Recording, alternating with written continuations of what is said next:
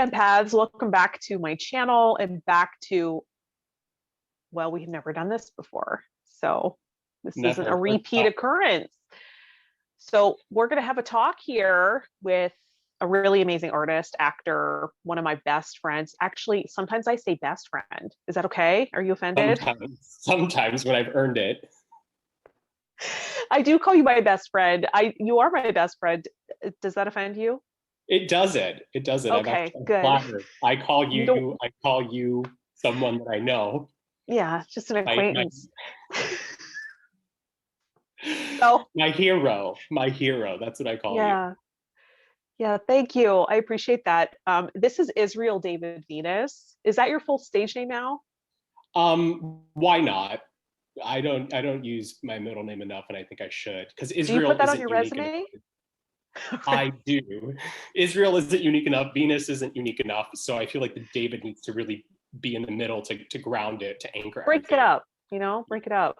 Yeah. Break up the planet and the country, Right. With a human name. Come on now. Finally, right? Yeah. But so you actually suggested that we kind of have a talk about this. And I have said for years that our conversations would help so many people, or maybe not help them, I don't know, maybe annoy them, but at least to be engaging. Entertain them, help them kill, a few minutes in their day. At least for their toilet time, at least there'd be something engaging for them. So, but I think we've had some really amazing conversations about what it is to be like a sensitive, an artist, an empath, and a healer. And you're in an amazing show right now, and it's like a full circle moment for you. Is that where you want to start here? Well, yeah, I was inspired to talk to you because I am obviously a big fan and a follower of Urban Empath on YouTube. I watch your Journey Through the Tarot series. I've done one-on-one healing work with you. And we've been talking about what it is to be an empath now for years. And I'm in a show right now, a 3-person play. It's an hour and a half. And a lot of the dialogue, a lot of the emotional weight lies on my shoulders. And I'm used to shows like Les Mis and Greece, where there's a lot of spectacle, there's a lot of razzle dazzle. I mean, you don't think of Les Mis as a razzle dazzle show, but there is a lot of big operatic moments in that show. And the show that I'm currently in is called Compensation, and it's showing down here in South Florida. And it's a very quiet show. The spectacle is in the honesty. The spectacle is in the deep moments of truth that we have. And I was inspired to talk to you because I feel like I don't think I would have been able to attract a show like this into my life if it hadn't been for the work that you and I have done together. And, I'm playing a character, his name is Elliot, and he's 35, about to be 36, and he is decided that he can't go another day without being a father. So he and his husband hire a surrogate, and she does get pregnant. And the play is about their journey with the surrogate. And I am nowhere near being a father. And I really had to rely on my resources as an empath to embody this role. So my big question for you is something that you've always been kind to answer for me, but what is an empath? And what is an actor? Are they one and the same? Are they different? What is a singer? Is a singer the same as an empath? Because I feel like there's no way I could play this role if I didn't have that skill. So yeah, anything you could say to that would help me, and I'm sure my fellow actors, a lot. Well, yeah, I think that's a big question with probably many answers, probably multi-layered, but I think that you're empathic sense is really, it really supports your artistry, if I can speak, I can talk, really supports your artistry, because part of acting work is embodying. And what's medicine for an empath is learning to embody. So your art is actually your medicine, and you're actually going on stage and healing yourself in front of people, right? You're actually transforming in front of an audience.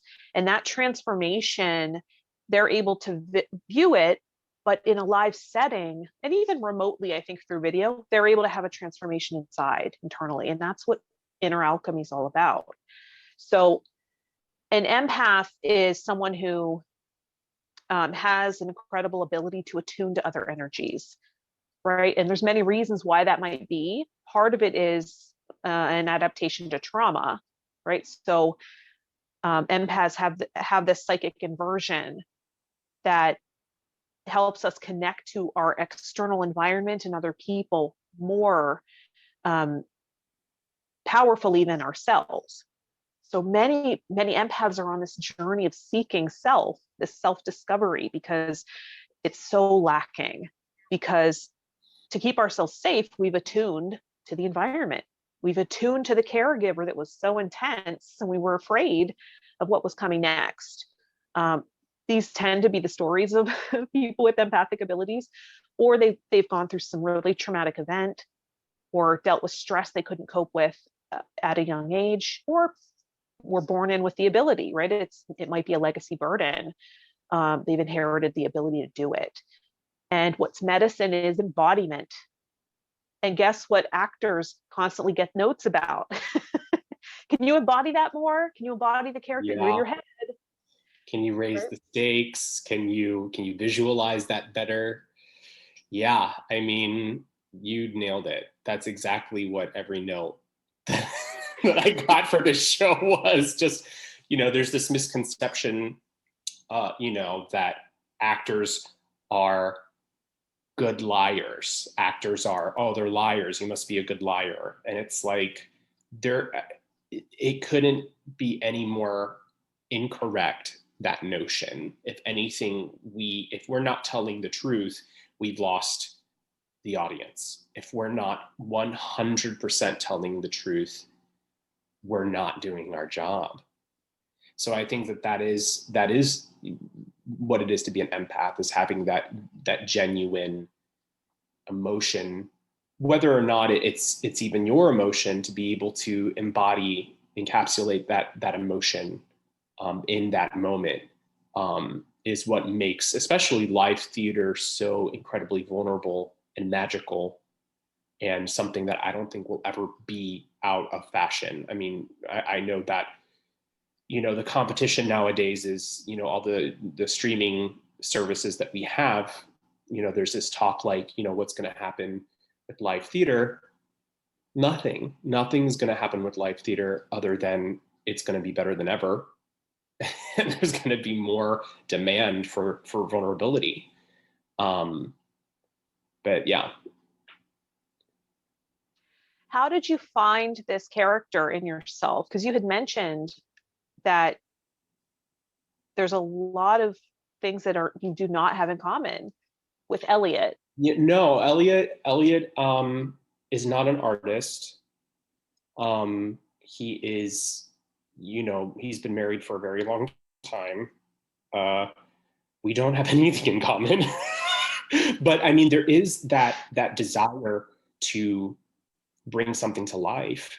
And there is that desire to, I mean, for me, it's my passion is doing this play, and my character's passion is having a child. So there are, I think our hearts are the same. We both feel like we've been called to do something. He feels called to have a little girl. I feel called to tell his story. You know what I mean? Yeah. So I was able to tap into him through that. That was my in, because he wakes up every day knowing who he is and knowing what he wants. And I think I do too. On on a good day, I know what I want and I know what I'm doing. So I gave him as much of that as I possibly could.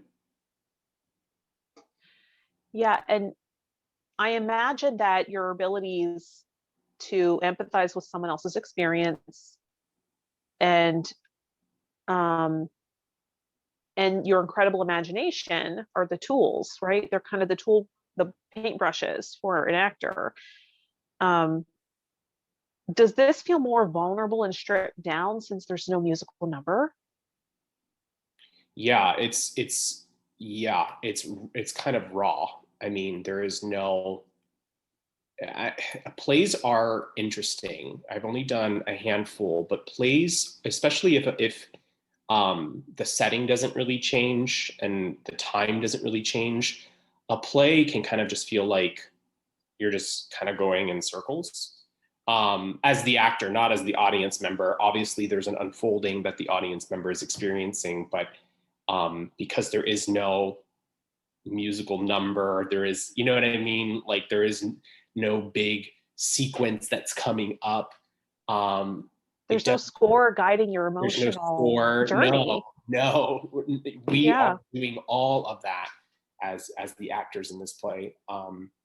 It feels, I guess, more linear because it just feels like it's just doing it like this. But in an incredibly entertaining way. I mean, audiences have been completely captivated, literally just like staring at us, not even like, wiggling or moving in their seats. They're just so engrossed by the story. So it's making me realize that, being an empath on stage is a really captivating experience for the audience. I've been wanting to ask you, what are some techniques that you could recommend to get in touch with a certain character? What practices, what types of meditation, I know there's something there, and I know that you have every like knowledge of everything mystical ever. So, if you were to be offered a role tomorrow, how would you tap into that? How would you get into character? What are some metaphysical ways to get there? And obviously technique is very important. And I think at the end of the day, you are 100% relying on your technique, right? Technique will always come into play. But before that, you have to open yourself up and sort of receive the character from God. So, how would you do it? How would you get there? That's a great question. I think the first thing I would do is read the script front to back, and I would just notice, I just observe. What are the stage directions? What are the words that I commonly use? Am I using feeling language? Am I using visual language? How much am I speaking? Right? If I'm speaking in big chunks, I'm probably a visual person. Visual people paint pictures, they use lots of words. I'd really want to get to know the character. And then I would probably, after doing that, and I would get an idea of events, right? Because characters are always talking about events that led them to where they're at. And I might recreate those events, right? In my private time, I might live them out. So I have them in my bank and I've embodied them. I might also set up a genogram of their family, right? Even if I don't have that information, I would make some decisions based on how they behave, how they show up, how they are in relation to other people, and I would decide what their family looks like. And then I would stand in the position in their genogram, and I would feel what it feels to be them. And I would see if there's anything that wants to move in the genogram. Is a parent in front of them blocking their way, right? Is there a sibling they had to care for? That might lend itself to other relationships, right? Because we're all kind of like this projector. And then I might also play out scenes that didn't make it into the script, just to give me history, just to give me, like, I might look at, I had an acting teacher that would have me read current events and play them out. Not great with current events, so I'd read like celebrity stuff. I remember I'd be like, oh, well, this week I rode in Michael Jackson's limousine. You know, I was doing stuff like that. Like, who were you, the chimp? no, I was just hanging with them. And then, okay. And so other scenes like that, and others were way more imaginative. Like I use more of my imagination, but that's that's your paintbrush. You know what I mean? That's what you use for manifestation work and alchemy. Actors and healers and alchemists are always suspending belief, right? That's what we do. We look around and we don't think the things around us are cues and clues about reality. We think there's something more to this and I'm going to find it. And the trick is to stay embodied while we're doing it, right? So it's in your body. Yeah, that's the top. That's the work. Exactly. You know, how to keep that there for an hour, 2 hours, you know, till, you know, company bow. And to allow the audience to suspend the belief with you and not take them out, right? I think that's the thing too. It's like, where is the line where it's like, there's not this weird choice that like, why did he, what was that? You know what I mean? But it was interesting enough. You didn't lose them, you know? I have you made don't want to lose some bad choices. I have made some awkward choices. You know, tipping my hat a little too much. That's just not, no one tips their hat like that. You know? I mean, I think it happens, and it's like, how much of myself do I bring? Because certainly you're going to be part of this character. You have to be. Oh my gosh, yeah. You know, and then how much is too much? Like, we don't really want to see all the things that maybe you and I would talk about behind closed doors happening on a stage. I think there are some things that are a little too odd that would take us out. Oh, nice. Thank you for muting your device for me.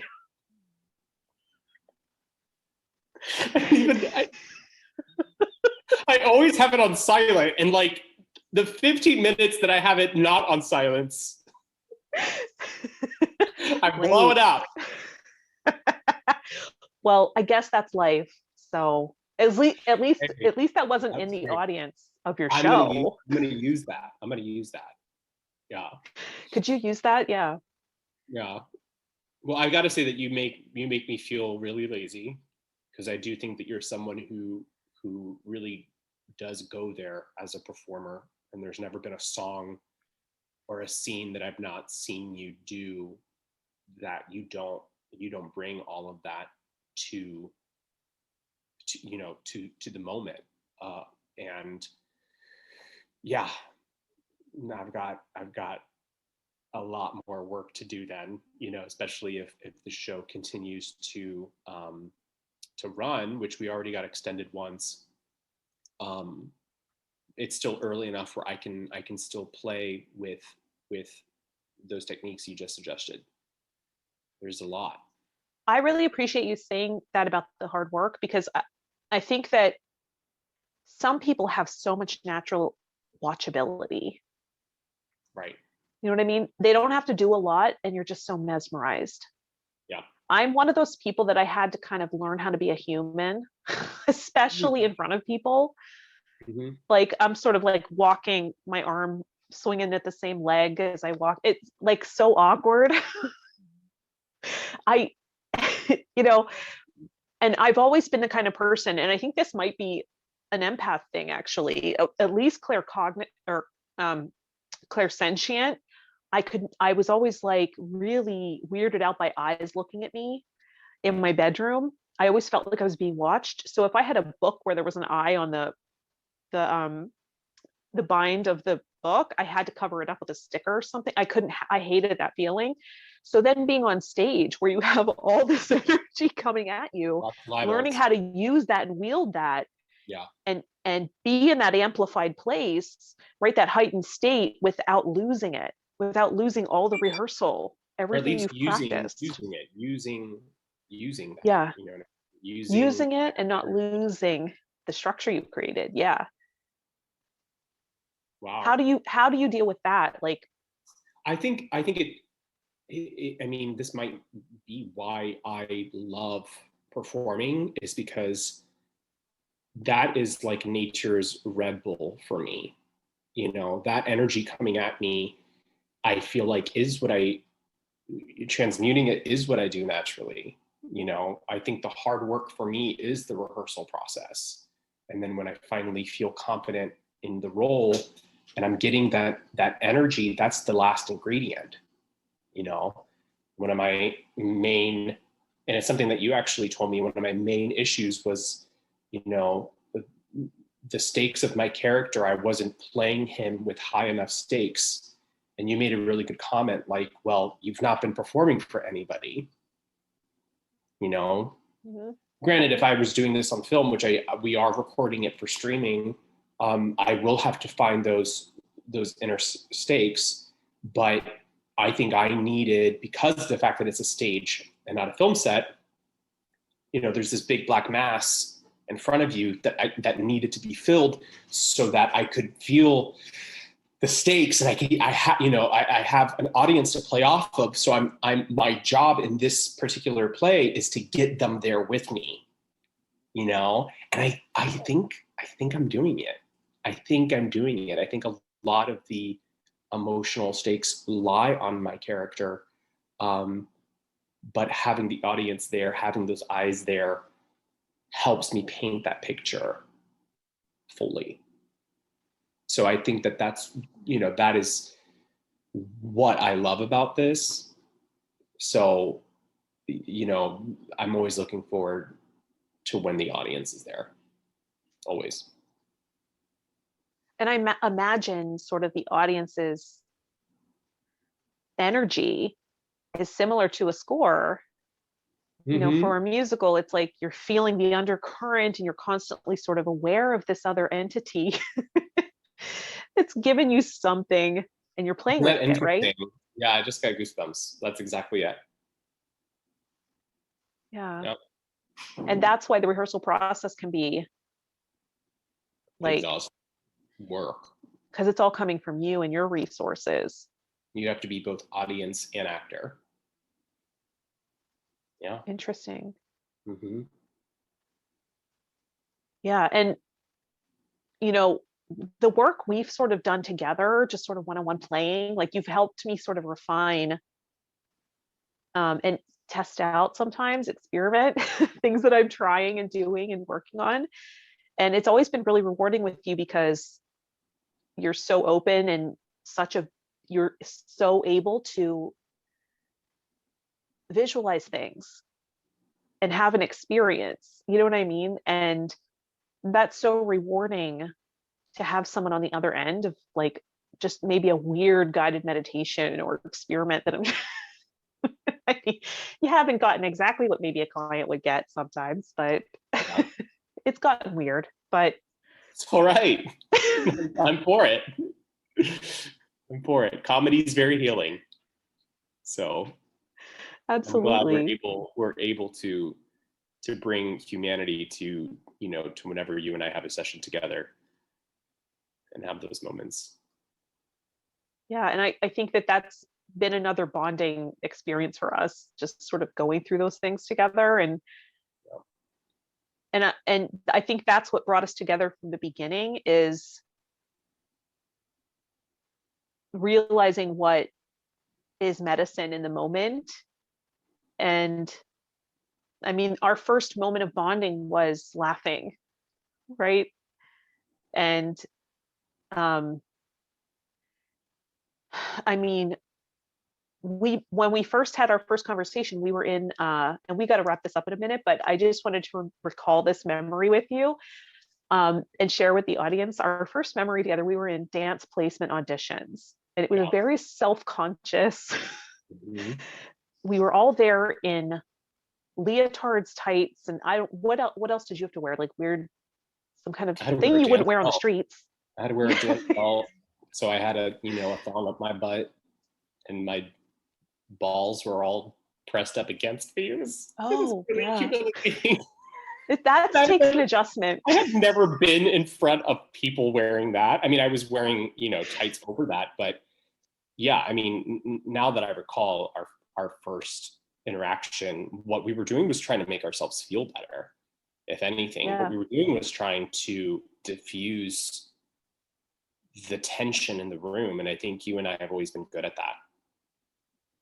Even if it means that we, I'm blowing up again. Even if that means so that popular. if you and I are humiliating ourselves to ease the tension around us, we do it. We will totally be the martyr, so that we can ease the tension around us. So yeah, we met at a musical theater conservatory, and the day we kind of bonded the first time was dance placement auditions, and you were sort of like, I've never done this before. You're probably so uncomfortable in that dance belt, and you're like, I've never danced in front of people before. What is this? Like over 100 of us in that room, and it was bizarre. I was a teenager. Yeah, and we kind of congregated by the window because we couldn't get any fresh air, so we just looked out the window and we're trying to get some fresh air, to our eyes, I guess. And we noticed. And I mean, even though I had some dance background, it was still like, that's such a nerve-wracking thing. We were in New York City for the first time, yeah. And I remember you coming to me and saying, and we did not know each other at all. And you came to me and you were like, what did you say to me? There was we were like 10 floors up. Maybe that's exaggerating. 5 floors up. I don't know. We were pretty high up. And I remember we looked out and our school was right next to a park.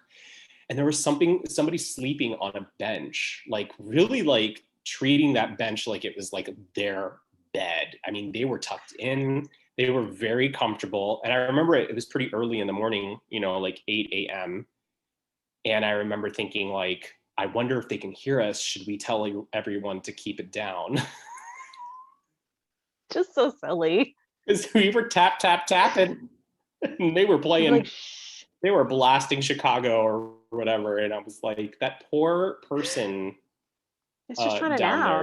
there is trying to nap, trying to get it was early. Trying to sleep in. They probably have a job interview that day. They have things to do, and yeah. And then you were feeling self-conscious, right, about dancing. You were like, I've never done this before. How am I going to learn the steps or whatever? And I was just sort of like, what did I say to you? You told me to not worry about anything other than entertaining them.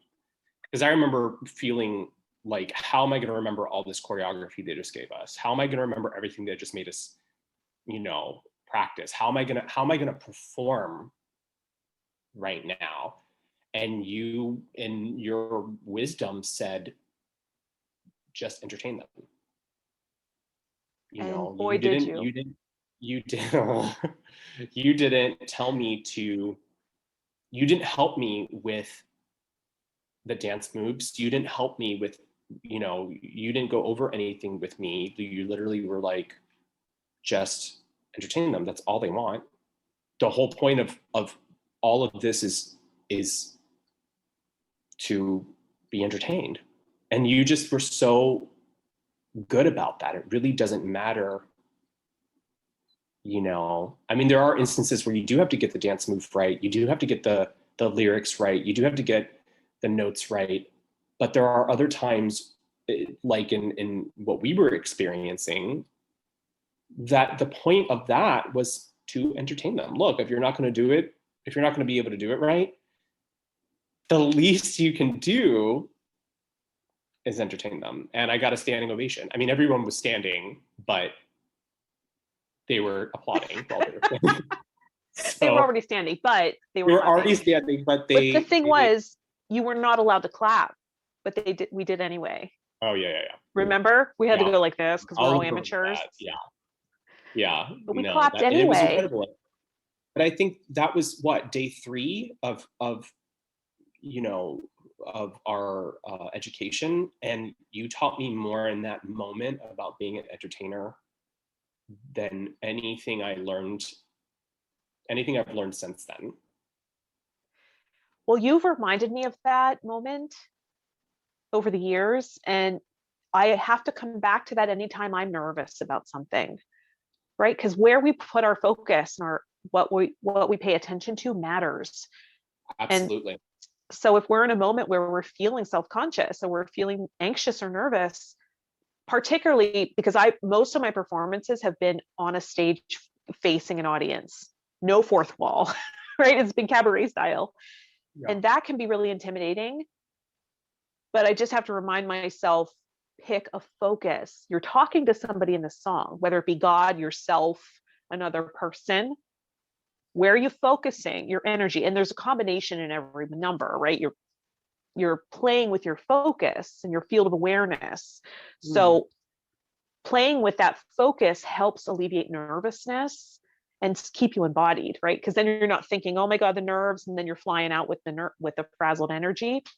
So we've helped each other in that way so many times over the years. You've helped me understand, like, Rachel, you're never gonna be able to predict the unknowable. Right. That's something you taught me, which is probably the reason I was such a seeker and always studying something and trying to figure out, close this gap of the unknown. Yeah. There's some things that are unknowable. Yeah. Is there anything else you want to end with, or why are you making this awkward now after all this time? I'm not making anything awkward. You're just like ready to like do a spit take. What the? I'm just taking it all in, you know, all your genius. Oh, thank you. Well, that's better. But no, thank you for answering everything that's been on my mind and heart the past several weeks. So I appreciate that, and thank you for taking time to do this. This was such a great conversation, and your show, compensation. Sorry, I almost forgot. It will be streamable very soon. Oh, starting February 19th for 2 weeks, it'll be streamable. Yeah. Maybe you should link that somewhere, like under this video. Yeah, I could do that, and I can also, my Instagram is what it Israel, and there's a link there as well in the bio. Awesome. I'm excited to see it. I haven't seen it yet, although we run lines together, but I'm so excited to see it. Really gonna like it. It's good. Thank you for sharing your genius with us today, Viñas. Your genius, Viñas. Thank you for your time. Yeah.